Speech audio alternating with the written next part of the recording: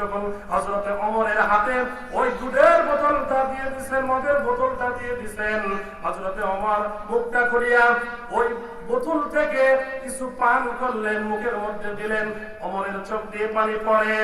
আর যুবক বলে, আমিরুল মুমিনিন, আপনার চোখ দিয়ে কেন পানি পড়ে? আমিরুল মুমিনিন হযরত ওমর বলতেছে, যুবক, জীবনে বহু দুধ পান করেছি, কিন্তু এত সুমিষ্ট দুধ আমি কোনোদিন পান করি নাই। ফয়সালা কার? আল্লাহর ফয়সালা, আল্লাহর হুকুমে হয়ে গেছে, মদের বোতল দুধে পরিণত হয়ে গেছে। এবার যুবক আল্লাহকে ডাকতে বলে, আল্লাহ, যে ওমরের সামনে আমার মদের বোতলটা দুধে পরিণত করে দিয়েছেন, আয় আল্লাহ তাআলা, সেই ওমরের সামনে আজকে দ্বিতীয় শপথ গ্রহণ করলাম, আজকের থেকে আর কোনোদিন দুধ মদের বোতলে আমার মুখটা লাগাবো না। একটু জোরে বলেন সুবহানাল্লাহ। আমার ভাইরা, তাহলে আল্লাহ পাক রব্বুল আলামিনের সিদ্ধান্ত আর আল্লাহর ক্ষমা চূড়ান্ত মুহূর্তে আসে কি আসে না? চূড়ান্ত মুহূর্তে আপনি যখন দুনিয়ার সব চেষ্টাগুলি শেষ করে দিবেন, তখন আল্লাহর তরফ থেকে সাহায্য চলে আসে কি আসে না? হযরত ইব্রাহিম আলাইহিস সালামকে আল্লাহ পাক কত বড় পরীক্ষা করেছিলেন। হযরত ইব্রাহিম আলাইহিস সালাম তার সন্তানটাকে জবাই করে দিয়েছে। জবাই করা পর্যন্ত ইব্রাহিম নবী জানতেন না এই ছুরির তলায় তার সন্তান ইসমাইল আছে নাকি আল্লাহর পাঠানো জন্তু আছে। জানতেন? ইব্রাহিম কি জানতেন? ইব্রাহিমের চোখ বাঁধা ছিল, জবাই করে দিয়েছে, ছুরি চালায় দিয়েছে। ইব্রাহিম নিজের সন্তানের গলায় ছুরি চালায় দিয়েছে, সন্তানটাকে সরাইয়া আল্লাহ জান্নাতি জন্তু সেখানে দিয়ে দিয়ে জবাই করে ফেলছেন। তাহলে আল্লাহর সাহায্য চূড়ান্ত মুহূর্তে চলে আসে। ধৈর্য হারানো যাবে না। তাওয়াক্কুল করতে হবে কার উপর? ভরসা করতে হবে কার উপর? আল্লাহর উপর ভরসা করতে হবে।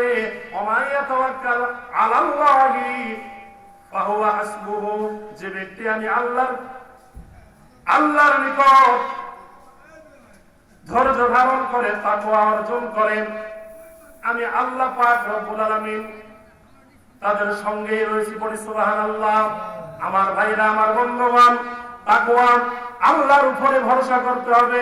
হযরতে শেখ সাদি রহমাতুল্লাহি আলাইহি, ওনার জুতা ছিল না, কি ছিল না? জুতা ছিল না। আল্লাহর কাছে অভিযোগ করলেন, আল্লাহ, আমি আপনার ইবাদত বন্দেগী করি, অথচ আমার পায়ে কোনো জুতা নাই। কি নাই? জুতা নাই। এই অভিযোগ করলেন। মসজিদে চলে গেলেন। যাওয়ার পর সিঁড়ির নিচে দেখলেন একটা মানুষ পড়ে রয়েছে। ওই মানুষের দুইটা পা পর্যন্ত নাই। এবার আল্লাহর ওরে চিন্তা করতেছে, আল্লাহ, আমার তো দুইটা পা আছে, কিন্তু জুতা নাই, কিন্তু ওই লোকটার তো দুটো পাই নেই। আল্লাহ, আমি ভুল করে ফেলেছি, আমাকে মাফ করে দাও।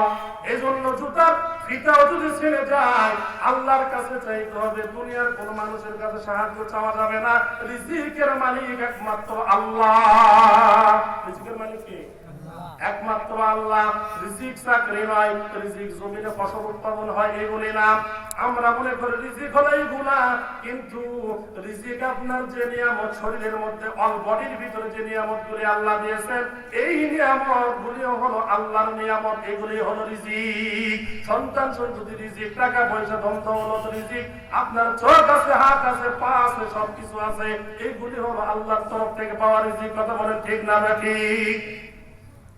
আমার ভাইরা, ইমানদার যারা ঈমান আনছে, ঈমান আনার পর নেক আমল যারা করবে, আল্লাহ পাক রব্বুল আলামিন বলেছেন, কানাত লাহুম জান্নাতুল ফিরদাউসি নুজুলা, আমি আল্লাহ পাক রব্বুল আলামিন তাদেরকে আমি জান্নাতুল ফিরদাউস দিয়ে আপ্যায়ন করব। বলি সুবহানাল্লাহ। আল্লাহর নবী জিহাদের ময়দানের জন্য সাহাবীদেরকে প্রস্তুত করতেছেন।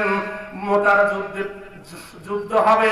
এই যুদ্ধের রোমান সৈন্য 1 লক্ষ রোমান সৈন্যের বিরুদ্ধে আল্লাহর নবী মাত্র 3000 সৈন্য নির্ধারণ করলেন, প্রস্তুত করলেন। এই জিহাদের ময়দানে সেনাপতি দায়িত্ব পালন করবে। আল্লাহর নবী বললেন, আমার পালক পুত্র হযরতে যায়েদ সঙ্গে সঙ্গে দাঁড়িয়ে গেলেন। আর এবার আল্লাহ নবী বললেন, এই জিহাদের ময়দানের সেনাপতির দায়িত্ব পালন করবে আমার চাচাতো ভাই হযরতে জাফর ইবনে আবি তালিব। তুমি কোথায়? সঙ্গে সঙ্গে হযরতে জাফর ইবনে আবি তালেব দাঁড়িয়ে গেলেন। এরপরে আল্লাহর নবী বললেন, এই জিহাদের ময়দানের সেনাপতির দায়িত্ব পালন করবে আমার প্রিয় সাহাবী আব্দুল্লাহ বিন রাওহা। আমার ভাইরা বলুন তো, একটা জিহাদের ময়দানের জন্য কয়জন সেনাপতি লাগে? একটা সেনাপতির প্রয়োজন, কিন্তু এই যুদ্ধের ময়দানে 3 জন সেনাপতি নির্ধারণ করলেন। তার মানে হলো এই জিহাদের ময়দান থেকে একটা সাহাবীও এই 3 জন সেনাপতি জীবিত ফিরে আসবে না। আল্লাহর নবী বললেন, সাহাবীরা তোমরা যাও, আপন আপন বিবি বাচ্চাদের কাছ থেকে তোমরা বিদায় নিয়ে চলে এসো। হযরত যায়েদ বললেন, ইয়া রাসূলুল্লাহ, ইয়া হাবিবাল্লাহ, আপনি আমাকে অর্ডার করেছেন, আপনি আমার পিতা, আর আমার মা আয়েশা ঘরের ভিতর থেকে শুনেছে আমার আর কারো কাছে বিদায় নেওয়ার কোনো প্রয়োজন নাই। এবার হযরত জাফর চলে গেলেন বাড়িতে। যাওয়ার পর বিবিকে সালাম জানায় বলতেছে, বিবি রে, আল্লাহর নবী আমাকে জিহাদের ময়দানের সেনাপতির দায়িত্ব দিয়েছেন রে বিবি, আমাকে বিদায় করে দাও। দীর্ঘদিন তোমার সঙ্গে আমি সংসার করেছি, কোনো ভুল ত্রুটি যদি করে থাকি, কোনো হক যদি তোমার আদায় না করতে পারি, আল্লাহর রাস্তায় তুমি আমাকে মাফ করে দিও।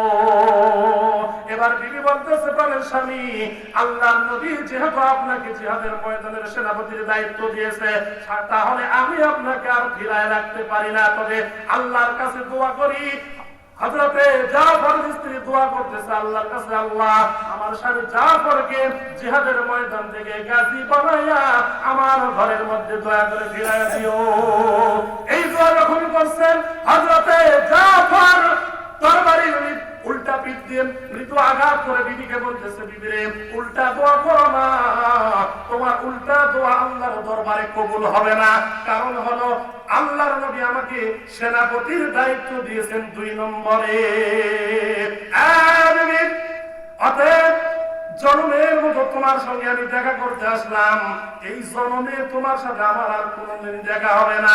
এই সন্তানগুলি দেখে যাচ্ছি যে মাহবুব মাওলার পথে আমি জিহাদ করতে যাইতেছি, জীবন দিতে যাইতেছি, এই রাস্তায় আমার সন্তানগুলিকে তুমি লালন পালন করবা। এই বলে হযরতে জাফর যখন চলে যায়, স্ত্রীর কাটা কবুতরের মতো কাঁদতেছে, সন্তানগুলি বাবা বাবা বলে কাঁদতেছে। হযরতে জাফর একটা বারের জন্য পিছনের দিকে তাকালেন না। আসলে পিছনে কারা কান্না করে, সুবহানাল্লাহ। ভাইরা আমার, আল্লাহর নবীর আল্লাহর দ্বীন প্রতিষ্ঠার জন্য, ইসলামের জন্য সাহাবায়ে কেরাম নিজের জীবনের তাজা রক্ত জমিনে ঢেলে দিয়েছেন। কথা বলেন ঠিক না ঠিক? শুধু তাই নয়, ঘর ছেড়েছেন, বিবি ছেড়েছেন, সন্তানের মায়া মহব্বত ছেড়ে তারা ইসলামের জন্য জীবন দেওয়ার জন্য প্রস্তুত রয়েছেন সদা সর্বদাই। কিন্তু আমরা এমন মুসলমান, যে মুসলমান মসজিদে আযান হলে আমাদের ঈমান আমাদেরকে মসজিদে নিয়ে যায় না। কথা বলেন ঠিক না ঠিক? আমরা এমন ইমানদার যে ইমান আমাদেরকে আল্লাহর ঘর মসজিদে নিয়ে যায় না। আল্লাহ দিনে 5 বার আমাদেরকে মুয়াজ্জিনের মাধ্যমে ডাকে, বান্দা আসো কল্যাণের জন্য। আর ইবাদতের মধ্যে সর্বশ্রেষ্ঠ ইবাদত হচ্ছে আল্লাহকে সেজদা দেওয়া। কিন্তু সেই আল্লাহকে তো সেজদা না দিয়ে আমরা আল্লাহর থেকে অনেক দূরে চলে গেছি। তার মানে হলো, একটা বকরির পাল যদি থাকে, আর ওই বকরির পাল থেকে একটা বকরি যদি ছুটে যায়, এর নিরাপত্তা আছে? বাঘে খাবে, শিয়ালে খাবে, ঠিক না ঠিক? তদ্রূপ যদি আমরা নামাজের মধ্যে না থাকি, আমলের মধ্যে না থাকি, শয়তান আমাদেরকে এমন ভাবে গ্রাস করবে যে আমরা শয়তানের চক্রান্ত থেকে আর বের হতে পারবো না। তার উদ্দেশ্যই হলো সে আমাদেরকে জাহান্নামের লেলিহান আগুনের মধ্যে যেন পুড়ি, আর এই পোড়া সে দেখবে। এই জন্য সে সদা চেষ্টা করে বান্দাদেরকে, মুসলমানদেরকে কিভাবে পথভ্রষ্ট করা যায়, মুসলমানের ঈমান কিভাবে নষ্ট করা যায়। কথা বলেন ঠিক না ঠিক? আমার ভাইরা, আমরা মুসলমান হয়েছি, কিন্তু আমাদের ঘরের ভিতরে ভারতের চ্যানেলগুলির সিনেমা আছে না নাই? ভারতের নাটকগুলি হয় কি হয় না আপনার আমার ঘরে? ওই হিন্দুর ঘন্টাগুলি বাজে কি বাজে না? একটু চিন্তা করেন। হিন্দুদের নাটকগুলি হয়, আর তারা মূলত নাটকগুলি করে তাদের ধর্ম প্রচারের জন্য। কিসের জন্য? তাদের ধর্ম প্রচার করে।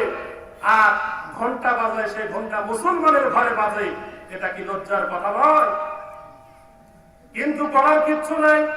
পাওয়ার দিয়েছেন, বিবাহ করেছেন, শ্বশুর বাড়ির টেলিভিশন, ঠিক না ঠিক? শ্বশুর বাড়ির টেলিভিশন রিমোটটা পর্যন্ত পাবেন না। খবর দেখার জন্য বিবিকে যদি বলেন, বিবি বলবে আগে সিরিয়াল দেখতে হবে, রাতের বেলা যদি দেখতে না পায় সকালবেলা কাজা আদায় করে, কথা বল ঠিক কিনা? ডিমান্ড নিয়েছেন শ্বশুর বাড়ি থেকে আর মোহর ধার্য করেছেন 2,40,101 টাকা। এবার কাজী সাহেব বিয়া পড়ায়, এত টাকা মোহর ধার্য করিয়া অমুকের সঙ্গে বিবাহ, এত টাকা মোহর ধার্য করিয়া এত টাকা বাকি রাখিয়া বাকি টাকা ছাব্বাসে উঠাইয়া কিছু একটা নাকফুল দিয়া তোমাকে বিবাহের প্রস্তাব দিয়েছে, তুমি কবুল বলো, আছে না নাই? এবার বাসর ঘরে যাওয়ার পরে মাপ চাই, আছে না নাই? বিড়ালের মতো মুসলমান যায়, বিড়ালের মতো যায় না, মিউ মিউ করে যায় না, বাসর ঘরে যাবে মুসলমান বাঘের বাচ্চার মতো, মদ্যের বেটার মতো, কথা ঠিক না বা ঠিক? কিসের বাকি দিতে পারেন? কেউ দেয় না, আছে না নাই? সবাই দিতে পারে? মহারানা কেউ দিতে পারে? সন্তানদেরকে বিবাহ দিবেন নগদ মহারানা দিয়ে, ওই মেয়েকে আপনার বাড়িতে নিয়ে আসবেন, এটাই হলো সুন্নাত। এটাই কি সুন্নাত? যেখানে আছে শান্তি সেখানে আছে না নাই? সুন্নাত যেখানে নাই শান্তিও সেখানে নাই। যুবক ওয়াজ শুনতেছে, স্বামী আর স্ত্রী যদি একই প্লেটে খানা খায় তাহলে স্বামী আর স্ত্রীর মধ্যে মহব্বত পয়দা হবে। যুবক ওয়াজ শোনার পরে বাড়িতে গিয়ে বিবিকে ডাক দিয়ে বলতেছে, বিবি আসো, আজকে তুমি আর আমি একই সঙ্গে খানা খাবো। বিবি এবার মনে মনে চিন্তা করতেছে, উঠ থেকে একই ভ্যাস ধরে আসলো, জীবনে কোনোদিন এই কথা বলে নাই, প্রতিদিন তাদের মধ্যে গন্ডগোল ফাসাদ, আজকে হঠাৎ করে কেন আমাকে খাবারের জন্য বলতেছে? কারণটা কি? স্বামী বারবার বিবিকে তাগিদ করতেছে, কিন্তু বিবি প্লেট নিয়ে প্লেটের সামনে আসে না। এবার চোখ মুছতেছে আর কান্না করতেছে। স্বামী বলতেছে, বিবি কেন কান্না করো? বিবি বলতেছে, প্রাণের স্বামী, কোনদিন তো আপনি আমাকে এইভাবে বলেন নাই, এই মহব্বতের কথা আপনি বলেন নাই, আজকে কেন বললেন? স্বামী বলতেছে, আমি শুনলাম স্বামী আর স্ত্রী একই প্লেটের মধ্যে খানা যদি খাওয়া হয় তাহলে তার জিন্দেগি তার কোনোদিন গন্ডগোল ফাসাদ হবে না, মহব্বত পয়দা হয়ে যাবে। বিধায় এই আমলটা করার জন্য তোমার সাথে আমার কোনো বনিবনা হয় না, আর আমরা দুইজন একসঙ্গে খাবার খাই। এবার বিবি চোখের পানি মুছতেছে আর কাপা কাপা কণ্ঠে স্বামীকে বলতেছে, প্রাণের স্বামী, আমি আপনার জ্বালাই, আপনার যন্ত্রণায় আমি আপনার খাবারের মধ্যে বিষ মাখায়া দিয়েছি। এবার স্বামী বলতেছে, হায় রে, কি করছো? আমি যদি এই সুন্নাতের আমলটা না করতাম তাহলে আমার জীবন আজ পর্যন্ত সাঙ্গ হয়ে যেত। কথা